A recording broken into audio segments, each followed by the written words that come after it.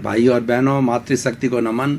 Channel 24+ news के खास विशेष मनमोहक और हमारे जीवन को गुणों से भरने वाला, जीवन को हमें अच्छी शिक्षा देने वाला, अच्छा इंसान बनाने वाला पुनरुत्थान कार्यक्रम में आप सभी का हार्दिक स्वागत है, अभिनंदन है, सत्कार है। पुनरुत्थान का अर्थ होता है पुनर्जागरण, अवनति से उन्नति की ओर बढ़ना। इस कार्यक्रम के अंदर प्रतिदिन नए नए विषयों के साथ हम प्रवेश करते हैं और ऐसे विषय के बारे में चर्चा की जाती है जो हमारी भारतीय संस्कृति की जानकारी करवाई जाती है। हमें अच्छे अच्छे तरह के गुण बताए जाते हैं, अच्छे अच्छे तरह के संस्कार दिए जाते हैं। तो हम आज इसी क्रम के अंदर एक नए विषय के साथ में आपके सामने प्रस्तुत हो रहे हैं। वह हमारा विषय है राम राज्य। दर्शकगण, श्रोतागण, भाई और बहनों, आप लंबे समय से राम राज्य के बारे में सुनते आए हैं। राम राज्य की कल्पना मात्र से हमारे भीतर जिज्ञासा जागृत होती है कि राम राज्य किसे कहते हैं, राम राज्य का संचालन कैसे होता था और राम राज्य होने से क्या फायदे हैं, राम राज्य से जनता को क्या सुख मिलता है।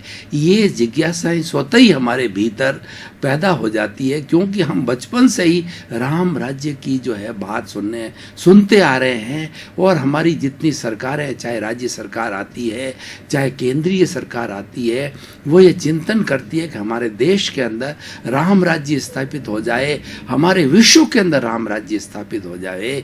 तो सबसे पहले राम राज्य की पृष्ठभूमि में जाता हूं मैं कि राम राज्य स्थापित कैसे हुआ था।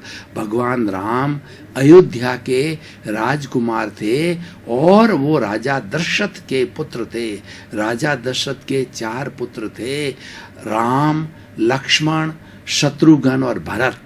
ये इनकी 3 माताएं थी। कौशल्या के पुत्र राम थे और कैकेयी के पुत्र जो है भरत और शत्रुघ्न थे, और सुमित्रा के जो पुत्र थे वह लक्ष्मण जी थे।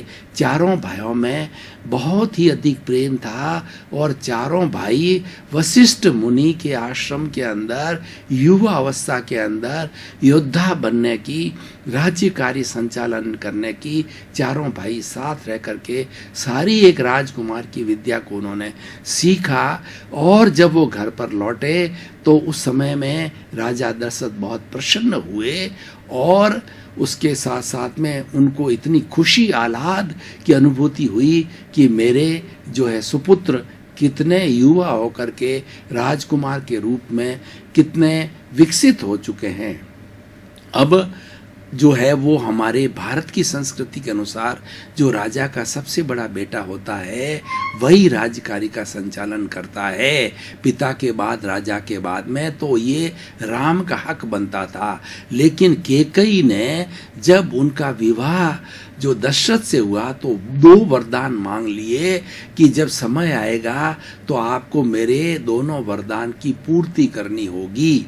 तो अब देखिए, वो राजकुमार आ गए हैं, अब समय आ गया है कि किस तरीके से जो है वो पूर्ति होती है। और इन चारों राजकुमारों की जो है मिथिला की चारों पुत्रियां जो है वो राजा जनक की 4 पुत्रियां, सीता वगैरह, उन सब के साथ में सीता माता का विवाह जो है राम के साथ में, और तीनों उनकी जो चचेरी बहनें थी उनका विवाह जो भरत, लक्ष्मण और शत्रुघ्न के साथ, यानी चारों वो बहनें चचेरी आपस के अंदर बहनें थी, उनका साथ में विवाह हुआ।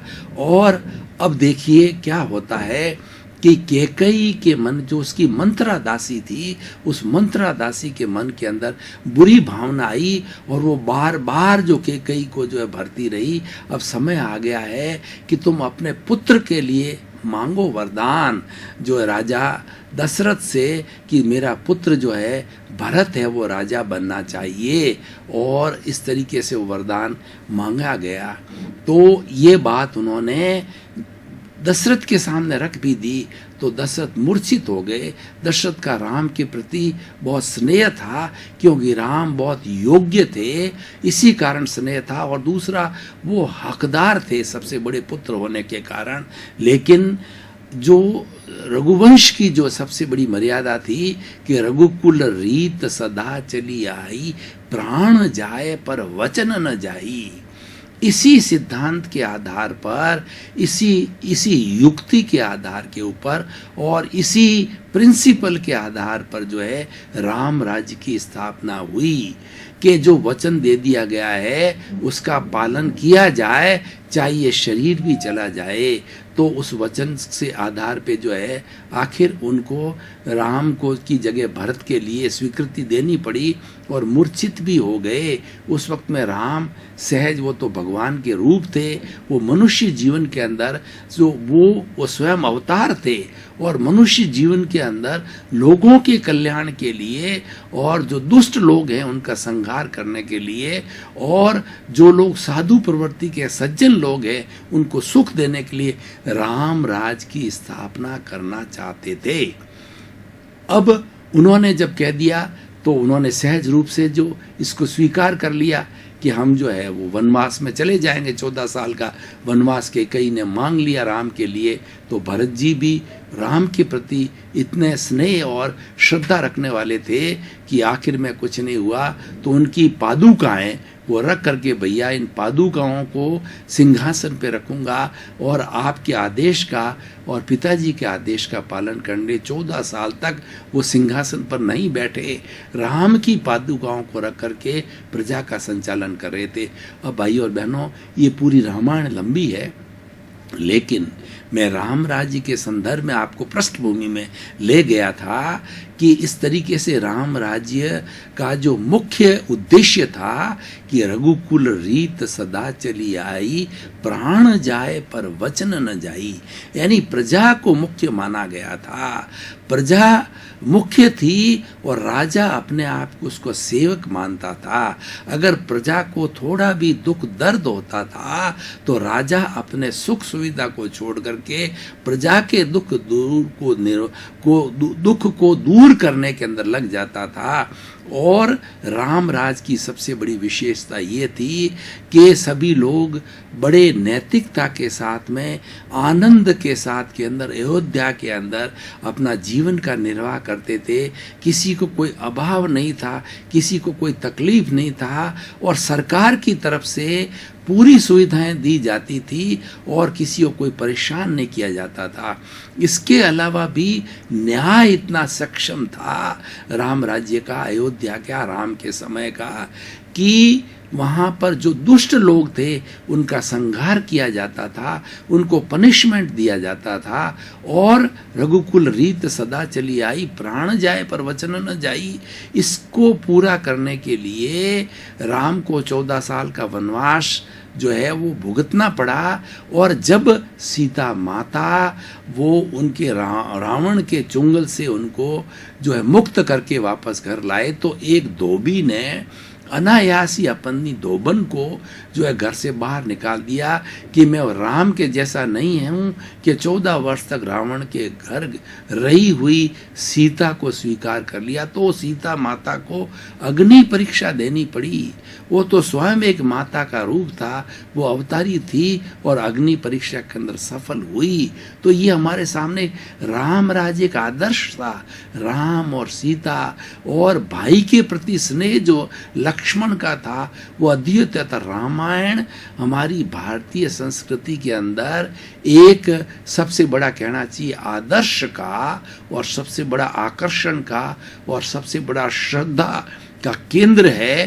पूरी रामायण के अंदर इस बात को दर्शाया गया है और उन्होंने जीवंत जीवन लिया कि अन्याय के प्रति जो है प्रतिरोध किया जाए और न्याय की स्थापना की जाए। न्याय की जहाँ बात आती है, जनता के सुख की बात जहाँ आती है, वहाँ राम राज्य की कल्पना की जाती है।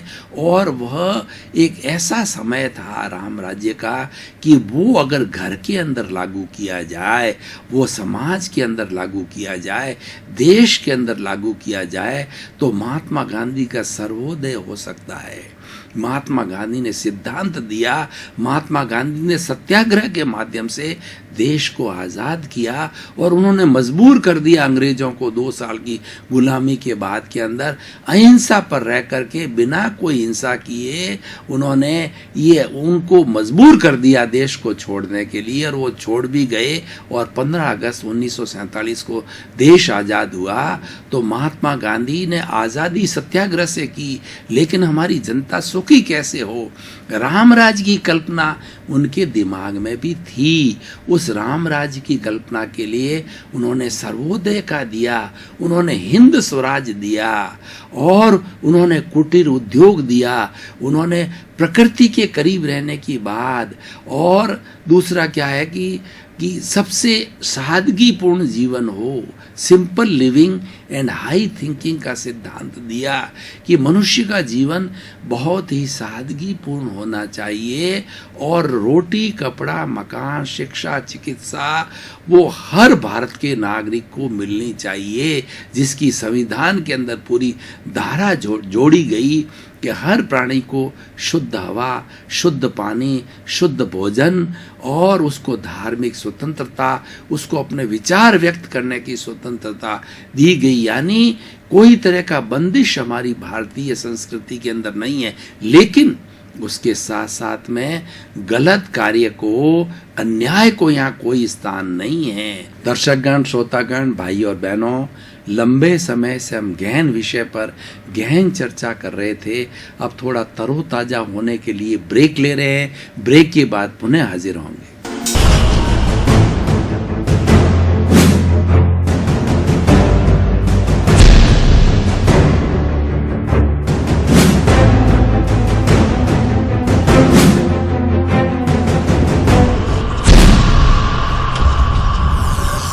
अगर भाई और बहनों, हमने थोड़े समय का ब्रेक लिया, अब हम अपने आप में तरोताजा, ताजगी महसूस कर रहे हैं और पुनः हमारे निर्धारित विषय पर सत्संग प्रारंभ कर रहे हैं। सर्वोदय के अंदर जो लोग सज्जन लोग हैं उनके विकास की पूरी प्रक्रिया है, साथ साथ में दुर्जन लोगों के पनिशमेंट की भी प्रक्रिया है। दुर्जनों को जो पनिशमेंट देने के लिए हमारी न्यायपालिका बहुत सशक्त है, बहुत पावरफुल है और बहुत समृद्ध है, और न्यायपालिका एक स्वतंत्र रूप से है, और वह न्यायपालिका चाहे भारत का राष्ट्रपति हो, चाहे प्रधानमंत्री हो, वो भी अगर अन्याय करता है तो न्यायपालिका उसको न्याय के घेरे में ला सकती है, क्योंकि बिल्कुल स्वतंत्र है। और ये राम राज्य का एक रूप है। यहाँ पर सबको अपनी बात रखने की स्वतंत्रता है, लेकिन हिंसा करने की स्वतंत्रता नहीं है। किसी को प्रताड़ना देने की, किसी को दुख देने की और किसी को तिरस्कार करने की यहाँ स्वतंत्रता नहीं है। अपने विचार आप रख सकते हो, सहमति हो या न वो बात अलग है। तो भाई और बहनों, दर्शकगण, श्रोतागण, आज हमारे वर्तमान के जो प्रधानमंत्री भाई नरेंद्र मोदी हैं, उनके दिमाग में राम राज्य की कल्पना है। वो राम राज्य के समर्थक है। वो स्वयं एक बहुत ही उच्च कंडक्ट वाला, उच्च चरित्रवान व्यक्ति है।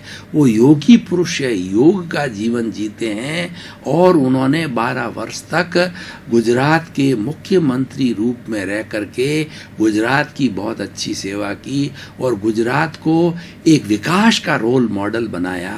आज किसी को भारत के अंदर विकास को देखना है, भारत में राम राज्य को देखना है, जहाँ पर शांति है, जहाँ पर हिंसा की अवस्था नहीं, क्योंकि गुजरात भूमि सबसे पहले तो महात्मा गांधी की भूमि है, और वह भूमि है वो श्रीमद् राजचंद्र की भूमि है, बड़े बड़े महापुरुषों की भूमि है। तो वहाँ पर अहिंसा का वर्चस्व पहले था, लेकिन उसको मूर्त रूप देने के लिए, उसको राजनीतिक जो है जामा पहनाने के लिए, व्यवस्था पक्ष देने के लिए नरेंद्र भाई मोदी ने राम राज्य को अपने दिमाग में रख करके 12 वर्ष तक कोशिश की कि वो राम राज्य गुजरात में आए, और उसी उनकी योग्यता से प्रभावित होकर के उनकी पार्टी ने, हालांकि उनका अंदर बहुत विरोध हुआ, लेकिन इनके अंदर योग्यता थी, ये सक्षम हैं, इस कारण से ये भारत के प्रधानमंत्री बने। और आज हमारे देश के अंदर राम राज्य की स्थापना करना चाहते हैं और काफ़ी हद तक स्थापना की। हालांकि जो लोग स्वार्थी लोग हैं, जो बैड एलिमेंट्स हैं, जो बदमाशी करना चाहते हैं वो लोग विरोध भी कर रहे हैं अंदर ही अंदर, लेकिन नरेंद्र भाई मोदी इतने सक्षम हैं कि उस विरोध को झेलते जा रहे हैं और उस राम राज्य की तस्वीर को भारत के अंदर जब राजा राम ने स्थापित किया था उसी चीज को यहाँ लागू करने के साथ साथ के अंदर विश्व को भी वो बता रहे हैं। विश्व ने हमारे भारत को धर्म गुरु देश माना है, विश्व ने भारत को सोने की चिड़िया माना है। विश्व गुरुता और सोने की चिड़िया ये भी रामराज से आई। राजा राम का राज अयोध्या के अंदर था, उस वक्त के अंदर अयोध्या सोने की चिड़िया थी और अयोध्या के अंदर विश्व गुरु यानी मानववादा वसुधैव कुटुंबकम का वो आदर्श था।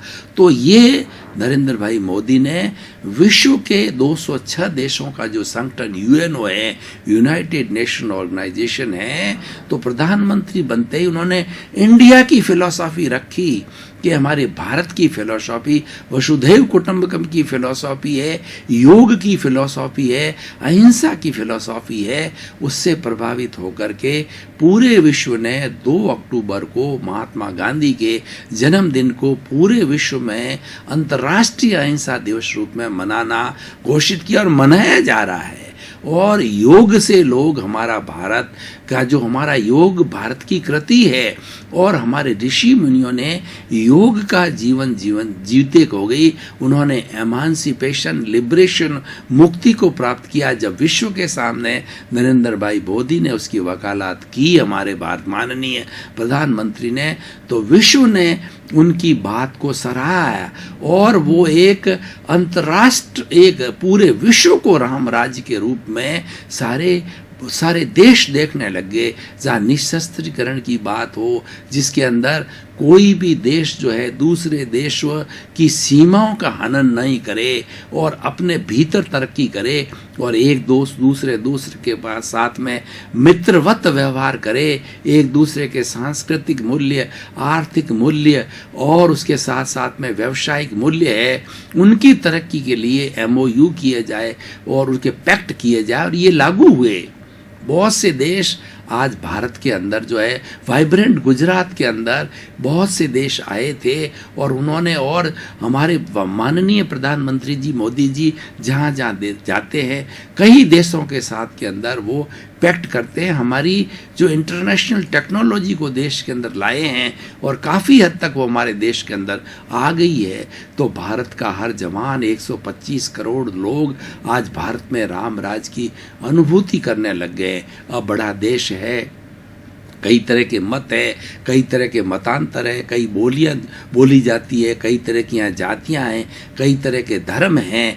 तो लेकिन इन सब के होते हुए भी भारतवर्ष के अंदर यूनिटी अमॉन्ग डाइवर्सिटी, अनेकताओं में एकता हमारे देश में क्यों है कि हमारा देश राम राज के सिद्धांत को मानता है, वसुधैव कुटुंबकम के सिद्धांत को मानता है, अहिंसा के सिद्धांत को मानता है और हम 5 महाव्रत अहिंसा, सत्य, अचौर्य, ब्रह्मचर्य और अपरिग्रह के ये सर्व भारत के धर्मों ने इसको मान्य किया है। ये हमारी इंडियन फिलॉसफी है, ये हमारी भारतीय दर्शन है, उसको हम सभी दर्शनों ने इसको माना है और उसको जगह दिया है और उसका मूर्त रूप राम राज्य है। जब ये सारे सिद्धांत ढल करके किसी व्यक्ति के जीवन के अंदर आता है तो वो एक अच्छा इंसान बनता है। राम राज्य का मुख्य उद्देश्य है एक अच्छा इंसान बनाना, एक मानववादी इंसान बनाना जो किसी को दुख न दे और किसी को दुखी व्यक्ति को सुखी बनाने के अंदर वो सहयोगी बने। हमारे राम राज्य की कल्पना ये है कि किसी व्यक्ति क्या दुख हम देखते हैं तो हमारे भीतर ये भावना होनी चाहिए कि ये दुख उसका नहीं है, ये मेरा दुख है। उस दुख को दूर करने के लिए हम तन से, मन से, धन से उसका जो साधन हमारे पास में है, चाहे जाकर के तन से, शरीर से उसकी हम सेवा करें ताकि कि उसका दुख दूर हो। और हम धनी व्यक्ति हैं तो धन के माध्यम से जो है उसके दुख को दूर करें। और दोनों ही नहीं है, तन भी नहीं है, धन भी नहीं है, मन यानी उसको शांत, उसके पास जाकर के उसको सांत्वना दिलाई जाए कि भैया ये दुख आज आया है, कल चला जाएगा। दर्शकगण, श्रोतागण, भाई और बहनों, आपके प्रति बहुत बहुत धन्यवाद, कृतज्ञता, साधुवाद कि आप इस पुनरुत्थान कार्यक्रम को प्रतिदिन सुन करके सफल बना रहे हो और हमें भी महसूस हो रहा है कि हमारा कार्यक्रम सफल हो रहा है। इसलिए हम अच्छे अच्छे विषयों के साथ में रोज प्रस्तुत होते हैं। हमारे पुनरुत्थान कार्यक्रम का उद्देश्य जगत कल्याण करना है। सर्वे भवन्तु सुखिनः, सर्वे भवन्तु निरामया, और विश्व के सभी प्राणियों, 7 अरब की जनसंख्या सुखी हो और आनंदमय हो, यही हमारा उद्देश्य है। आपके प्रति मंगल भावना, शुभकामना कि आपका जीवन आनंदमय हो, सुखमय हो, धर्ममय हो, प्रेममय हो और खूब आनंद के साथ आप जीवन जिए।